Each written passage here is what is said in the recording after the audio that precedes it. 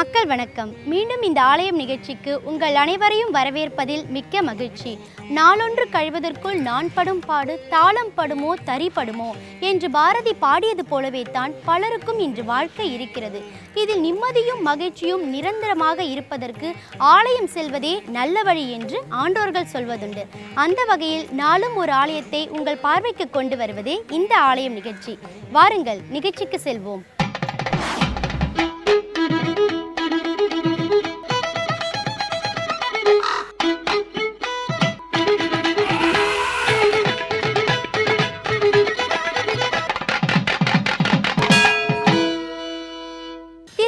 மையப்பகுதியில் அமைந்திருக்கிறது இந்த மலைக்கோட்டை.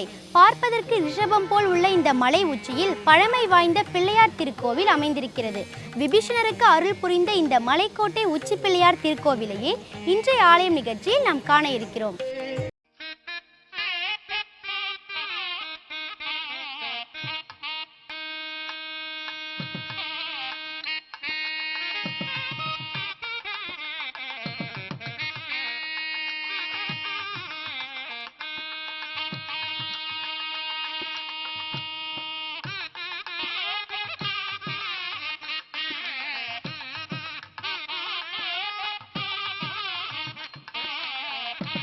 சிவபெருமான் எழுந்தருளியுள்ள ஆலயங்களுள் சைவ திருமுறைகளில் பாடல் பெற்ற தலங்களில் ஒன்று திருச்சிராப்பள்ளி தாயுமான சுவாமி திருக்கோயில்.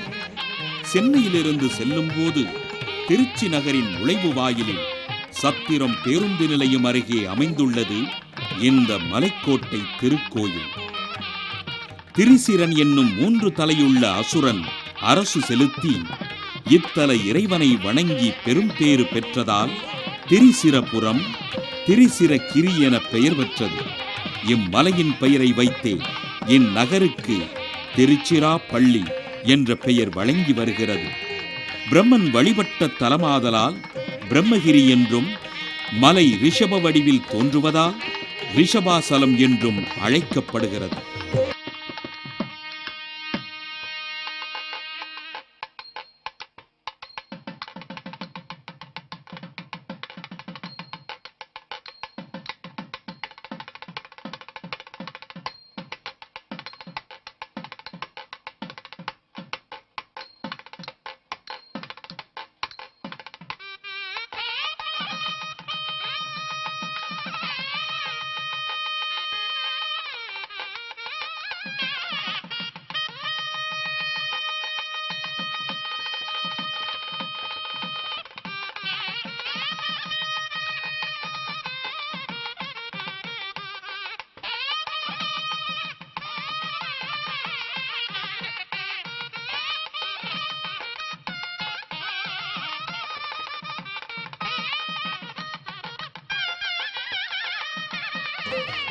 இம்மலை 3500 பில்லியன் ஆண்டுகள் பழமையானது என்று புவியியலாளர் கூறுகின்றனர். இத்திருத்தலம் மலைமேல் 2 தள அமைப்புடன் படிக்கட்டுகள் அனைத்தும் மேற்கூரை மூடப்பட்ட வியக்க வைக்கும் கட்டிட பாணியை கொண்டது. ஏறத்தாழ 2000 ஆண்டுகளுக்கு முற்பட்ட சங்க இலக்கியமான அகநானூற்றில் குறுங்குடி மருதனார் திருச்சிராமலையில் பல இன்னிசை முழங்க திருவிழாக்கள் நடைபெற்றதாக பாடியிருக்கிறார்.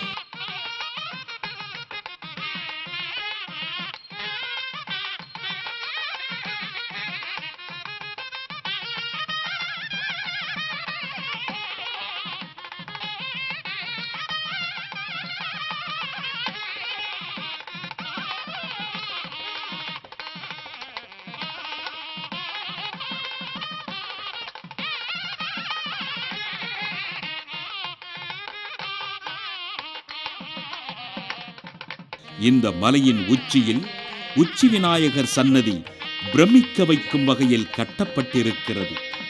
உச்சி விநாயகர் சன்னதிக்கு செல்லும் வழியில் திருநெல்வேலி தளவாய் முதலியாரால் 1630ஆம் ஆண்டில் கட்டப்பட்ட 16 கால் வசந்த மண்டபம் உள்ளது. இந்த மண்டபத்தை அக்காலத்திலேயே எதிரிகளை தொலைவிலிருந்து கண்காணிக்க ஆங்கிலேயர் மற்றும் பிரெஞ்சு படையினர் பயன்படுத்தி இருக்கின்றனர். உச்சி விநாயகர் சன்னதி சுமார் 273 அடி உயரத்தில் அமையப் பெற்றுள்ளது. அடிவாரத்திலிருந்து உச்சி விநாயகர் சன்னதி வரை 417 படிகள் உள்ளன.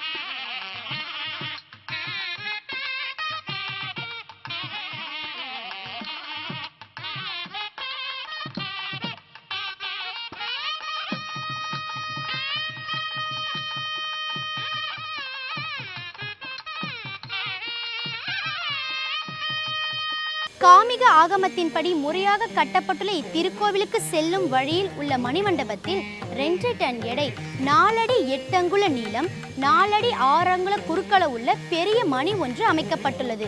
இம்மணியின் ஓசை பல மைல் தூரம் வரை கேட்க வல்லது. உச்சி பிள்ளையாரை வணங்கினால் உள்ளம் இன்பம் என்கிறார்கள்.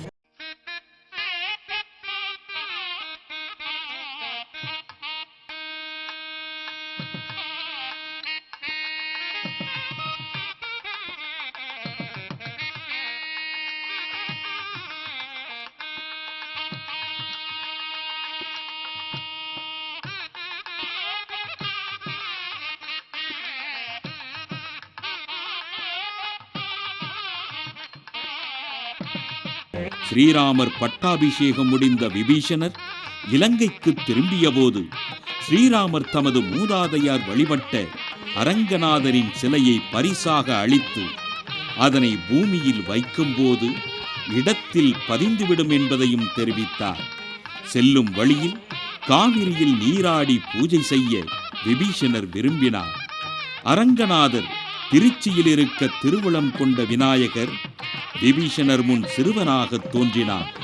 சிறுவனிடம் அரங்கநாதர் சிலையை கொடுத்துவிட்டு நீராடச் சென்ற விபீஷணரை 3 முறை கூப்பிட்டுவிட்டு சிலையை தரையில் வைத்துவிட்டு சிறுவன் மலை மீதேறி ஓடினான். அரங்கநாதரை எடுக்க முயன்றும் இயலாமல் போகவே விபீஷணர் சிறுவனை துரத்தி பிடித்து தலையில் குட்டினார். சிறுவன் உச்சி விநாயகராக காட்சியளித்து அருளினார்.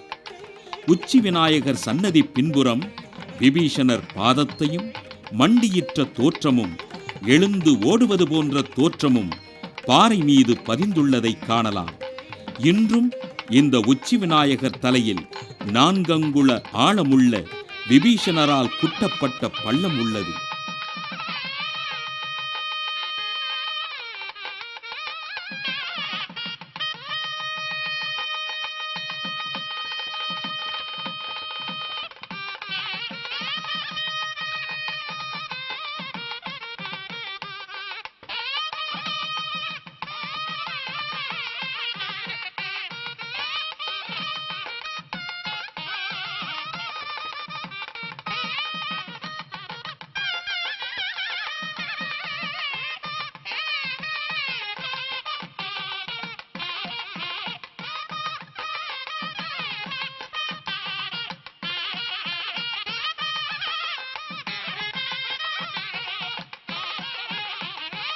விநாயகர் வடிவத்திலே இருப்பதினாலே இந்த மலை மிகவும் பிரசித்தி பெற்றது.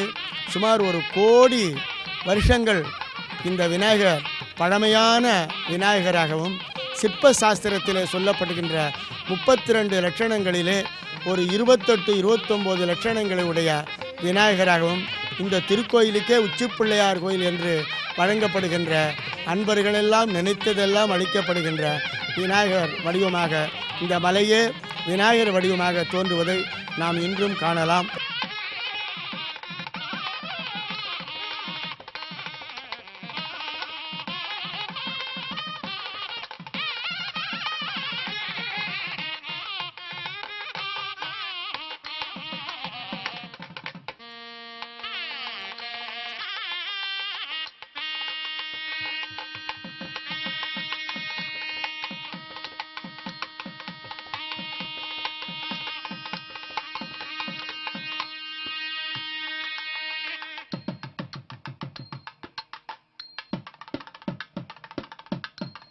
உச்சி விநாயகர் சன்னதியில் இருந்தும் பிரகாரத்தில் இருந்தும் திருச்சி மாநகரின் முழு தோற்றத்தையும், வைணவத் தலங்களுள் முதன்மையான ஸ்ரீரங்கத்தையும், சிவத்தலங்களுள் பஞ்சபூத தலங்களுள் ஒன்றான திருவானைக்கா முதலான கோவில்களையும் கண்டு ரசிக்கலாம்.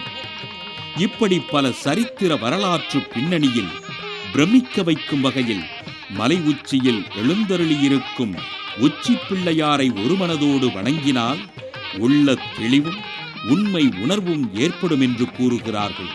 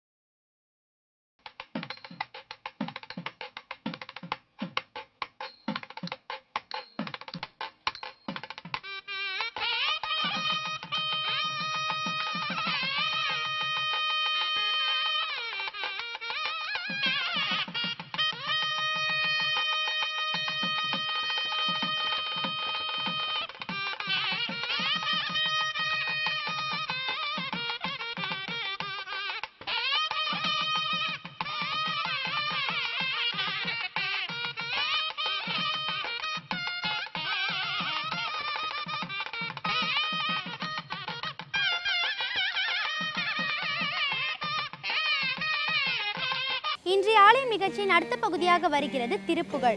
அருணகிரிநாதர் எண்ணற்ற பாடல்களை பாடியிருந்தாலும் நமக்கு கிடைத்திருப்பது 4 விழுக்காடு பாடல்களே. ஒவ்வொன்றும் அருட்முத்து போன்றவை. இனி இன்றைய பகுதியில் என்ன பாடல், என்ன விளக்கம் என்று பார்ப்போமா? எல்லோரும் இன்புற்றிருக்க நினைப்பதுவே அல்லாமல் வேறொன்று அறியேன் பராபரமே. மனிதர்களுடைய மனோபாவம் பலவிதமாக இருக்கின்றது. உதாரணமாக ஒரு நடிகரோ அல்லது நடிகையோ வாகனத்தில் போய்கொண்டிருப்பார்கள். அந்த வாகனத்தில் இருக்கக்கூடிய இந்த சாளரம், அதாவது ஜன்னல் என்று சொல்கின்றோம் அல்லவா, ஜன்னல் என்பதற்கு தூய தமிழ் சொல் சாளரம் என்பது. நாம் ஏற்கனவே திருமுறை விளக்கத்தில் பார்த்திருக்கிறோம். அந்த நடிகரோ நடிகையோ அந்த வாகனங்களில் போகும் பொழுது அந்த ஜன்னல் வழியாக அவர்களுடைய வளர்ப்பு பிராணி நாய் தலையை எட்டி வெளியில் பார்க்கும். உடனே நம்மில் சிலர், கொடுத்து வச்ச நாய்ப்பா, இந்த நாயா நான் இருந்திருக்க கூடாதா? எவ்வளவு உயர்ந்ததான மனித பிறவி, அரிது மானிடராதல் அரிதுன்னு ஔவையார் சொன்ன பிரகாரம் உயர்ந்ததான மனித பிறவி கிடைத்தும் அந்த நாயாக நான் இருந்திருக்க கூடாதா என்று நினைக்கிறோம். ஆனால் அதில் சற்று யோசனை செய்து பார்த்தால் அந்த நாய் அங்கு இருக்கின்றதை தவிர அந்த நாய்க்கு அது புகழ்பெற்ற நடிகை என்பதோ புகழ்பெற்ற நடிகர் என்பதோ தெரியாது. என்னதான் வேகமாக அந்த வாகனம் போய்கொண்டிருந்தாலும் தெருவில் ஏதாவது ஒரு பெண் நாய் போனால் இந்த நாய் வண்டியில் இருக்கின்றதல்லவா, நாம் பொறாமைப்பட்டு கொண்டிருக்கின்றோமே, இது பளிச்சென்று தாவி குதித்து அந்த நாய் பின்னால் ஓடி போய்விடும். அதற்கு அதனுடைய எண்ணம் இருக்கின்றதல்லவா. இது எதற்காக அடியேன் சொன்னேன் என்றால், அருணகிரிநாதர் இப்பாடலில் ஒரு வேண்டுகோளை விடுக்கின்றார். அந்த வேண்டுகோள் என்ன என்பது பாடல் முடிந்தவுடன் அந்த வேண்டுகோளுக்கும் நாம் பார்த்த உதாரணத்திற்கும் உள்ள மிகப்பெரிய வேறுபாடு, நாம் எந்த அளவு கீழ்நிலையில் இருக்கிறோம், நம்மை உயர்த்த அவர்களெல்லாம் பாடுபட்டார்கள் என்பது புரியும். மாலோன் மருகனை மன்றாடி மயில்தனை வானவர்க்கு மேலான தேவனை, மெய்ஞான தெய்வத்தை, மேதினியில் சேலார் வயல் பொழில் சோழ் செங்கோடனை சென்று கண்டு தொழ, செங்கோடனை சென்று கண்டு தொழ, 4000 கண் படைத்திலனே அந்த நான்முகனே, 4000 கண் படைத்திலனே அந்த நான்முகனே.